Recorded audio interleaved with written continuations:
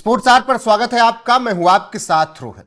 Chief selector Ajit Agarkar की कुर्सी जाने वाली है, ऐसी खबरें निकल कर आ रही हैं और उनकी जगह पर जिस पूर्व क्रिकेटर का नाम चल रहा है वो समय समय पर भारतीय टीम की कोचिंग भी करते रहते हैं। जी हां, वीएस लक्ष्मण। वीएस लक्ष्मण को अगला चीफ सिलेक्टर बनाए जाने की उम्मीद है, लेकिन आगरकर अचानक क्यों हटाए जा सकते हैं यह आपको जानना बेहद जरूरी है। दरअसल भारतीय क्रिकेट में चोट प्रबंधन और खिलाड़ियों की फिटनेस को लेकर एक बार फिर से लगातार सवाल खड़े हो रहे हैं, क्योंकि सेंटर ऑफ एक्सीलेंस की खेल विज्ञान एवं चिकित्सा टीम और भारतीय पुरुष सीनियर चयन समिति के बीच तालमेल की कमी के कारण जसप्रीत बुमराह श्रीलंका के खिलाफ टेस्ट सीरीज से बाहर हो गए हैं। यह पता चला है कि चयन समिति को शुरुआत में बताया गया कि बुमराह 15 अगस्त से शुरू होने वाली इस टेस्ट सीरीज के लिए उपलब्ध रहेंगे, लेकिन बाद में यह बता दिया गया कि चोट गंभीर है और बुमराह श्रीलंका नहीं जा पाएंगे। खिलाड़ियों की चोट को लेकर जिस तरीके से रवैया रहा है सेंटर ऑफ एक्सीलेंस का, अब उस पर गंभीर सवाल खड़े हो रहे हैं।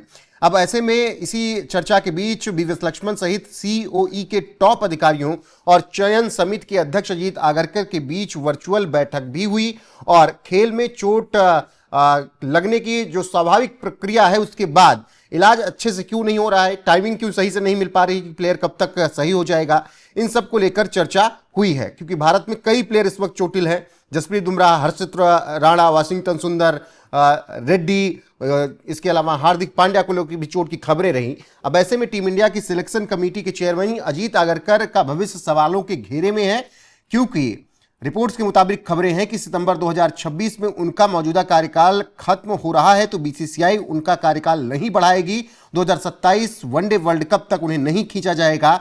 अगर बोर्ड अब यह सोच चुका है कि उनका कॉन्ट्रैक्ट नहीं बढ़ाना है तो इसके पीछे कई कारण है। सबसे बड़ा कारण रोहित शर्मा को लेकर कि रोहित शर्मा को आश्वासन नहीं दे पा रहे थे कि आप 27 का वर्ल्ड कप खेलेंगे या नहीं। इसके अलावा वीएस लक्ष्मण के रूप में एक अच्छा प्लेयर, एक अच्छा पूर्व क्रिकेटर, एक अच्छा मेंटोर, एक अच्छा सिलेक्टर सामने दिख रहा है, इसलिए वीएस लक्ष्मण को चीफ सिलेक्टर बनाया जा सकता है।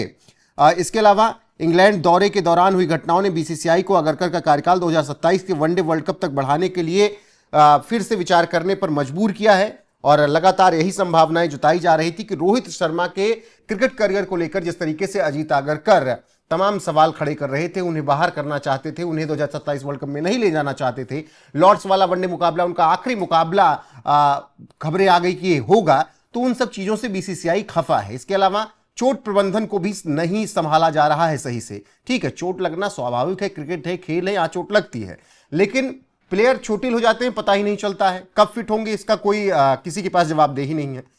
सबको पता है कि विराट कोहली 100% झूठ बोलकर अफगानिस्तान के खिलाफ सीरीज नहीं खेले। वो कोई हैमस्ट्रिंग उस तरीके से नहीं किसी ने खेल पाते।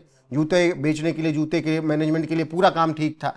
आरसीबी की जीत के बाद वो अच्छा जश्न मना रहे थे, तब कुछ नहीं था, लेकिन अचानक से चोटिल हुए, फिर यूं ठीक हो गए। पता नहीं एनसीए में कितने दिन रहे, ये किसी को पता ही नहीं चला। तो अब बुमराह की चोट को लेकर यही था कि भैया 15 तारीख से इतनी बड़ी सीरीज खेलना है आपको। WTC के पूरे शेड्यूल पर यह सीरीज बहुत महत्वपूर्ण रखती है भारत की जीत को लेकर, तो जसप्रीत बुमराह नहीं होंगे, उनकी जगह आकिब नबी को भले शामिल कर लिया गया है। इसी तरीके से वाशिंगटन सुंदर, रेड्डी हों या फिर हों हार्दिक पांड्या, हर्षित राणा, लंबी फहरिस्त है चोटों की जो टीम इंडिया में इस वक्त है, और ये सब कब फिट होंगे ये सेंटर ऑफ एक्सीलेंस बता ही नहीं पा रहा। तो जब भाई जिस काम के लिए रखे गए वही नहीं बता पा रहे हो तो पैसा किस बात का, हराम का पैसा क्यों खाना।